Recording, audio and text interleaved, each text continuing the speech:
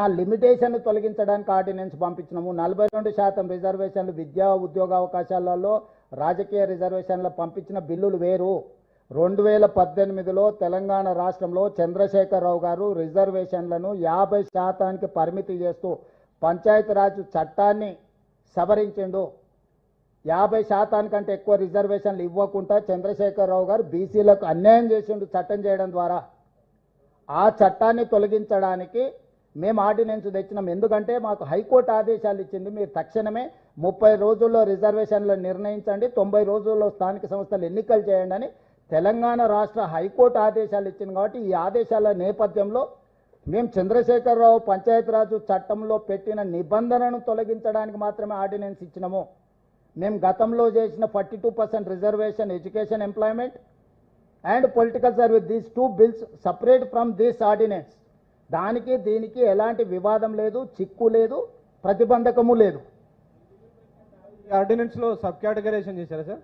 ఆర్డినెన్స్లో sub category దేంట్లో మీరు తీసుకొచ్చిన ఆర్డినెన్స్లో దేంట్లో సబ్ కేటగరైజేషన్ చేయలేదు. ఉన్నది ఉన్నట్టుగానే దాంట్లో ఉన్న సబ్ కేటగరైజేషన్ అని ఇంతవరకు రిజర్వేషన్ల మీద చర్చనే లేదు.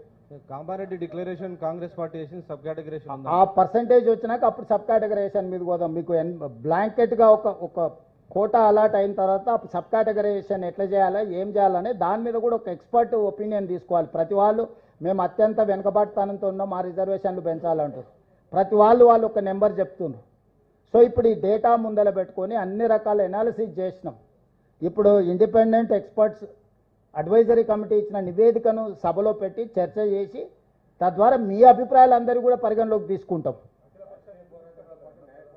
వాళ్ళకి చిత్తశుద్ధి లేదని, అఖిలపక్షానికి నాయకుడు లేడు, ఆయన నిద్రపోతున్నాడు పాపం, పిల్లలేమో ఉబలాట పడుతురు.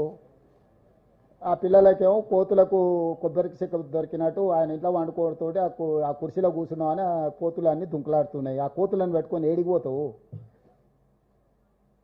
తాను జడివిన కోతి వనవాల జడిచాయని వెనకటికో సామెత ఉంది, తెలుసు కదా.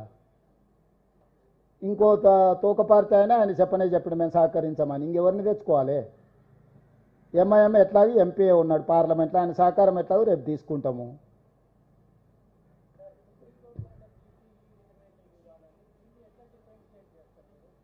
సుప్రీంకోర్టు పరిధిలో ఉన్న చట్టం చేస్తే సుప్రీంకోర్టు ఎందుకు అడ్డం వస్తుంది? కరెక్టే విజయభాస్కర్ గారు, మీరు నా పాయింట్ అర్థం చేసుకుంటలేరు. మనం చట్టం చేసుకుంటే చట్టం ఒకటి ఉంటే అక్కడ అమలు జరుగుతున్నది ఇంకొకటి అయితే కోర్టు ఇంటర్వ్యూన్ అవుద్ది. నువ్వు చట్టమే చేసుకున్న తర్వాత ఆ రిజర్వేషన్ ఏంది? 50% పరిమితి దాటొద్దని, అవునా? 50% లోపల ఉండాలనే కదా వాళ్ళు చెప్పింది. అదే చెప్తున్నా, అదే అట్లాంటి ముస్లిం రిజర్వేషనే లేదు, అదే చెప్పిండ్రు వెనుకబాటుతనమని. 50% అనే పరిధి కూడా దాటిపోయింది. ఈడబ్ల్యూఎస్ రిజర్వేషన్ 10% ఎప్పుడైతే ఇచ్చారో మీరు చెప్పిన 50% అనే సూత్రమే వర్తించదు. 50% అనే మూల సూత్రం ఏదైతుందో అది కాలం చెల్లిపోయింది. ఎప్పుడైతే పార్లమెంట్లో ఈడబ్ల్యూఎస్ 10% రిజర్వేషన్ ఇచ్చిందో ఆ 50%కి 10% తోడైంది. ఆల్రెడీ 60% రిజర్వేషన్ అమలు జరుగుతుంది. కాబట్టి ఈరోజు 50% లోపల ఎస్సీ ఎస్టీలు తీసేసి మిగిలింది ఓబీసీలకు ఇవ్వాలనేది. ఆ ఓబీసీలలో 4 క్యాస్ట్ల బదులు 5 అయినాయి, 5 వర్గాలు అయినాయి, ABCDE. చెయ్యొచ్చు, ఎవరైనా చేయొచ్చు, కోర్టులో ఉంది. దాన్ని మనమేం చేస్తాం? అపోహలు ఉంటాయి కొన్నిసార్లు, మీరు చాలా విషయాలలో అపోహలు ఉంటాయి. ఆ అపోహలలో వాళ్ళు కోర్టు డిసైడ్ చేస్తారు, మనమేం చేస్తాం దానికి? ఆల్రెడీ కోర్టుకు సబ్జూడిస్ అయిన ఇష్యూస్లో మీరు మాట్లాడడానికి ఏం లేదు, నేను మాట్లాడడానికి ఏం లేదు. కొంతమంది వితండవాదులు ఎప్పుడు కొన్ని వాదిస్తుంటారు, దాన్ని కోర్టే జవాబు చెప్తుంది. మీరు చెప్పలేరు, నేను చెప్పలేరు. నేను ఒకవేళ సుప్రీంకోర్టు చీఫ్ జస్టిస్ని అయితే డెఫినెట్గా చెప్తా మీరు అడిగింది. నేను చీఫ్ మినిస్టర్ని కాబట్టి ప్రభుత్వంలో చేసేది మాత్రమే చెప్పగలను.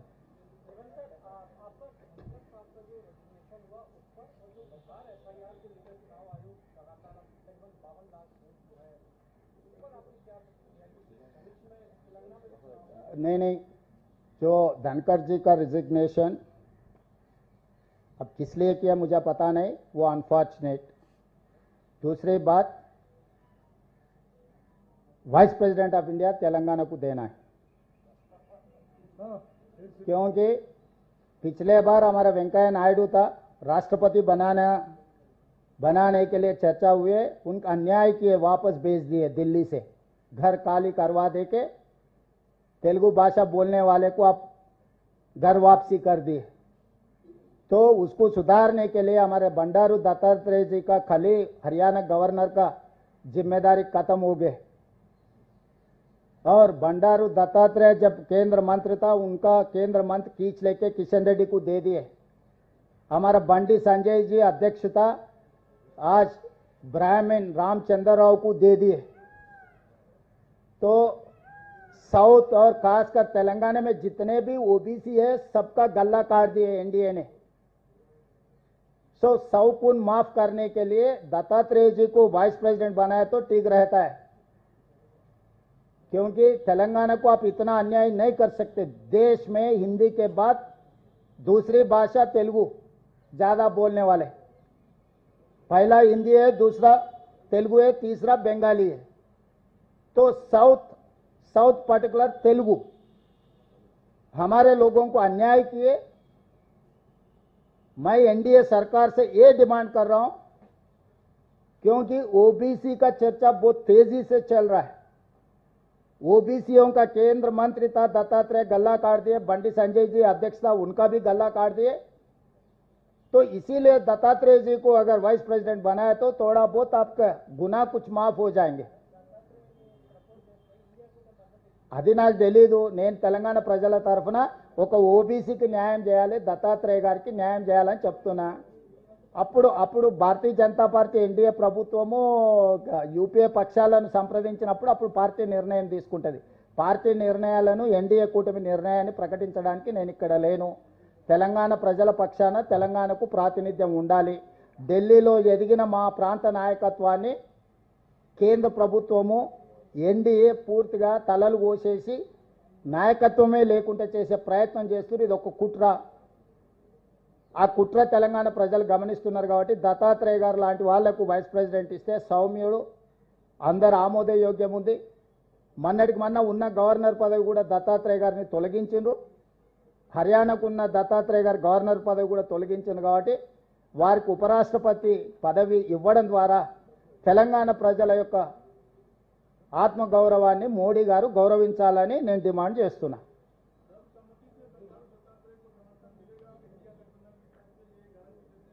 अभी मोदी जी खत मुझे लिखे तो मैं जरूर जाके पूछूंगा कि एनडीए अलायंस से चलो भाई, हमारा तेलंगाना वासी है, दत्तात्रेय ठीक ठाक आदमी है, इनको मदद करने के लिए मैं कोशिश करूंगा।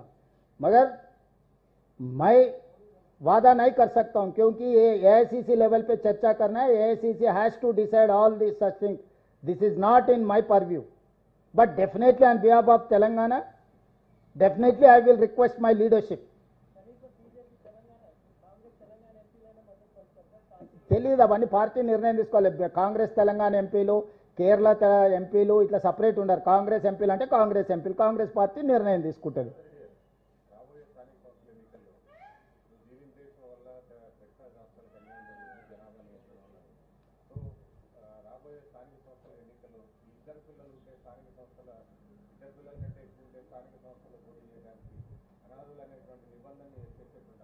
ఆలోచన చేద్దాం, సీరియస్గా ఆలోచన చేస్తున్నా। మా పార్టీలో 5 మంది పిల్లలు ఉన్న వాళ్ళకుంటే వాళ్ళకి మొదటి ప్రాధాన్యత ఇస్తా టికెట్ ఇచ్చేటప్పుడు। బోలో క్యా బోలో